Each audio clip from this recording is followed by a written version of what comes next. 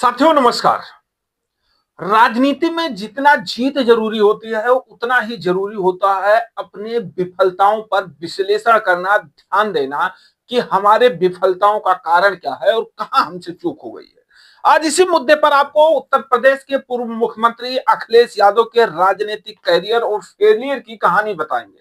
आपको आज बताएंगे कि कहां चूक हो जाती है उत्तर प्रदेश के पूर्व मुख्यमंत्री अखिलेश यादव से, जो सत्ता में आने का उनका सपना है वो पूरा नहीं हो पाता। सिर्फ एक बार मुख्यमंत्री बने जब पिताजी ने बनाया और उसके बाद लगातार संघर्ष कर रहे हैं, लेकिन कहां दिक्कत हो जाती है कि वो सत्ता में नहीं आ पाते हैं। आज इस रिपोर्ट में बात करेंगे अखिलेश यादव के उस चुनावी सफर का, जहां उन्हें जीत भी मिली लेकिन कई बड़े फेलियर भी मिले, जिसके कारण से कहीं ना कहीं असफलताओं का जो बोझ है वो अखिलेश यादव पर साफ साफ जो निराशा का बोझ है वो दिख रहा है। 2012 में बड़ी जीत आई थी और उसके बाद ऐसा क्या हो गया कि जिसके बाद लगातार उन्हें संघर्ष करना पड़ा रहा है सत्ता में आने के लिए, लेकिन शायद संभव नहीं हो पा रहा। विपक्ष के बड़े नेता तो बन सकते हैं लेकिन सत्ता पक्ष के नेता नहीं बन पा रहे हैं। तो क्या कारण है, आपको क्या कारण लग रहा है कमेंट में बताइएगा, लेकिन हम आपको बताते हैं कि क्या कुछ कारण। साल 2012 का समय था। अखिलेश यादव उत्तर प्रदेश के युवा मुख्यमंत्री बने थे और इस जीत ने उन्हें राष्ट्रीय स्तर का नेता बना दिया था। लेकिन इसी दौर में कुछ ऐसे फैसले हुए कि जिन फैसलों के चलते पार्टी जो है वो कमजोर हो गई और आज तक फिर 2012 के बाद में पार्टी सत्ता में नहीं आ पाई। मुलायम सिंह यादव ने जब से उत्तर प्रदेश के पूर्व मुख्यमंत्री अखिलेश यादव को सत्ता सौंपा, उसके बाद से फिर सत्ता के राजा नहीं बन पाए अखिलेश यादव। विपक्ष के नेता तो रहे लेकिन सत्ता में आकर के और उस गद्दी पर नहीं बैठ पाए जिस गद्दी पर पिताजी ने बैठाया था, और अखिलेश यादव ने सपना देखा था कि इस गद्दी पर फिर बैठेंगे। क्या कुछ कारण रहा? पहला कारण माना जाता है कि अखिलेश यादव ने अपने पिता से भी बात किया, यानी मुलायम सिंह यादव जी से भी बात किया, और बताया जाता है कि 2016 और 17 का समय अखिलेश यादव के लिए सबसे बड़ी राजनीतिक परीक्षा था। पार्टी के अंदर पिता और बेटे के बीच टकराव बढ़ गया था और टिकट बंटवारों पर विवाद हो गया था। पार्टी ऑफिस पर नियंत्रण लड़ाई होती थी। चाचा शिवपाल भी उस समय नाराज दिखने लगे थे। इन सब ने एसपी यानी समाजवादी पार्टी को भीतर ही भीतर कमजोर कर दिया और जनता में यह संदेश गया कि पार्टी के नेता और पार्टी के बड़े चेहरे जो हैं वो खुद एकजुट नहीं है, तो प्रदेश को एकजुट करके कैसे चला पाएंगे। ये एक आंतरिक फेलियर था और इसी के कारण ये फेलियर जो है ये 2017 के चुनाव में सबसे बड़ा हार का कारण बना।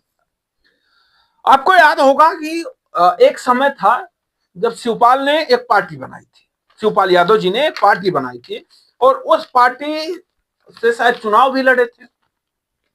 और ये कहीं ना कहीं अखिलेश यादव ने उस समय तो नहीं सोचा कि अगर ऐसा होता है तो क्या कुछ होगा, लेकिन जब 2017 के हार हुई, ऐतिहासिक हार हुई, उसके बाद अखिलेश यादव ने उन कमियों पर शायद ध्यान दिया और सोचा कि कहां दिक्कत हो गई और किस कारण से हम सत्ता से बाहर जा रहे हैं। धीरे धीरे हमारी जो पार्टी वो डगमगा रही है और उस पर सबसे विशेष कार्य था कि अपने लोगों से उनकी दूरियां, चाहे वो चाचा शिवपाल को लेकर हो या और बड़े कई प्रमुख नेता थे। और आपको बताएं कि पार्टी में अंदरूनी कलह के कारण, गठबंधन की कमजोर राजनीति के कारण, विकास के मुद्दों के बावजूद परफॉर्मेंस की जो कहानी है वो जनता तक ना पहुंच पाना, बीजेपी की मजबूत चुनावी मशीनरी ने एक बड़ा फेलियर था अखिलेश यादव के लिए और उस समय इन्हें सत्ता से बाहर कर दिया था। और उसके बाद में फिर गठबंधनों की गलत राजनीति, राहुल गांधी के साथ गठबंधन करना, उसमें गलत नीति के तहत चुनाव लड़ना, ये माना जाता है। ये शायद हो सकता है कुछ और हो, लेकिन जो जानकारी के अनुसार जो विश्लेषण के अनुसार जानकारी मिला कि फेलियर का अगला अध्याय गठबंधन की चूक रही। कभी कांग्रेस के साथ गठबंधन, कभी बसपा से गठबंधन, लेकिन दोनों ही बड़े गठबंधन उम्मीद के मुताबिक परिणाम नहीं दे पाए थे। 2017 में समाजवादी पार्टी कांग्रेस का गठबंधन जो है वो निराशाजनक साबित हुआ। 2019 में सपा गठ और बसपा का गठबंधन जो है अपेक्षित सीट नहीं ला पाया। और राजनीतिक विशेषज्ञों के अनुसार अखिलेश यादव गठबंधन पार्टनरों के साथ तालमेल बनाने में सफल नहीं हो रहे थे और इसी कारण से एक राजनीतिक फेलियर जो है वो उनका बढ़ता जा रहा था धीरे धीरे। और समय धीरे धीरे बढ़ता गया और समय आता है 2022 का, चुनावी माहौल आता है। फिर एक बार उम्मीद जगती है कि शायद सब लोग इकट्ठा हो रहे हैं और पार्टी जो है इस बार सत्ता में आएगी, यानी उत्तर प्रदेश के फिर से जो पूर्व मुख्यमंत्री का बिंदु लग चुका है वो शायद वर्तमान मुख्यमंत्री अखिलेश यादव बनेंगे। लेकिन होता कुछ ऐसा है कि 2022 में अखिलेश यादव ने अपनी पूरी ताकत लगा दी चुनाव में। जनता ने फिर भी उन्हें जीत नहीं दिलाई।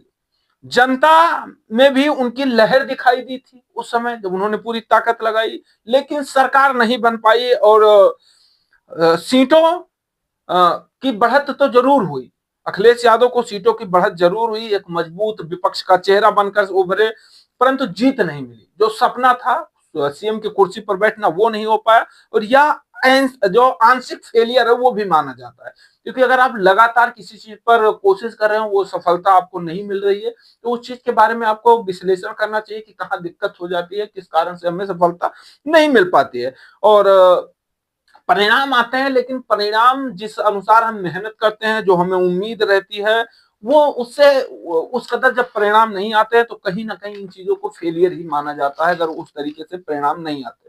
Akhilesh Yadav Twitter social media पर हमेशा छाए रहते हैं, लेकिन कई बार ये आलोचना भी होती है कि सोशल मीडिया पर लोकप्रियता जमीन की वोट जो है वो नहीं दिला पाते हैं, वो वोटों में नहीं बदल पाते हैं। लेकिन सोशल मीडिया की लोकप्रियता जमीन को अगर वोट नहीं बदल पाते तो फिर सोशल मीडिया पर लोकप्रियता बढ़ाने से अच्छा कि जमीनी स्तर पर लोकप्रियता बढ़ाई जाए।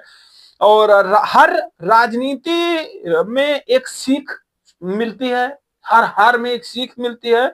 अखिलेश यादव ने भी इन झटकों को, कई चीजों को सीखा और उसके बाद उन्होंने फिर शुरू किया पार्टी के संगठन को मजबूत करना, युवा चेहरे को आगे लाना, अपने पिता की विरासत को सम्मान के साथ आगे बढ़ाना, विकास कार्यों को पर स्पष्ट राजनीति बनाना। और इन्हीं सब चीजों के कारण विपक्षी नेता जो हैं वो बन पाए, यही सब कारण रहा।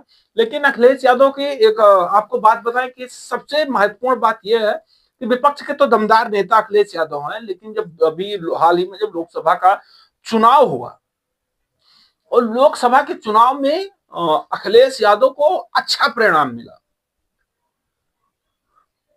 जब लोकसभा के चुनाव में अच्छा परिणाम मिलता है तो उसके बाद में एक बार फिर से शायद वो पुरानी उम्मीद जगती है और वो उम्मीद कहती है कि आने वाले 2027 के चुनाव में अगर सही ढंग से राजनीति को राजनीति बना करके अगर अखिलेश यादव चुनाव लड़ते हैं तो शायद 2027 के चुनाव में उन्हें सफलता मिल जाए, क्योंकि देश की, उत्तर प्रदेश की खास करके जनता ने लोकसभा के चुनाव में बताया अपने वोटों के माध्यम से कि अगर आप सही मुद्दों के साथ जमीन पर उतरते हैं तो आपको सफलता मिलेगी, जनता आपके साथ आएगी। और इसी के कारण उन्हें जो 2024 में लोकसभा का चुनाव हुआ था उसमें बड़ी सफलता मिली। उन्होंने कांग्रेस पार्टी के साथ में गठबंधन किया, राहुल गांधी भी उनके साथ में थे, लेकिन एक बड़ी सफलता मिली और जिससे भारतीय जनता पार्टी को उत्तर प्रदेश में परास्त किया। तो आने वाले समय में अखिलेश यादव जो है वो कई राजनीतिक मुद्दों को लेकर अगर आगे बढ़ेंगे तो शायद सफलता 2027 के चुनाव में मिले।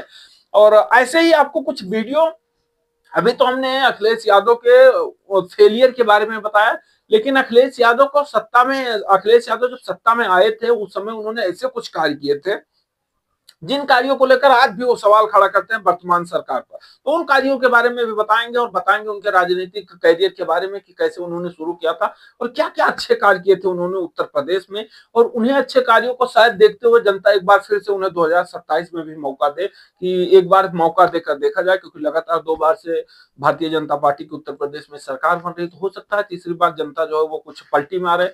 कि लोकसभा चुनाव को देखते हुए अनुमान लगाया जाता है कि इस बार शायद गठबंधन करके, अगर कांग्रेस ये अलग रहती है, छोटे-छोटे दलों को लेकर के गठबंधन करके उत्तर प्रदेश में सरकार बना सकते हैं। आपका क्या राय है? हमें बताइएगा कमेंट में। वीडियो कैसा लगा एक बार ये भी बताइएगा। अगर अच्छा लगा चैनल को सब्सक्राइब करिएगा, वीडियो को लाइक करिएगा, दोस्तों के पास शेयर करिएगा।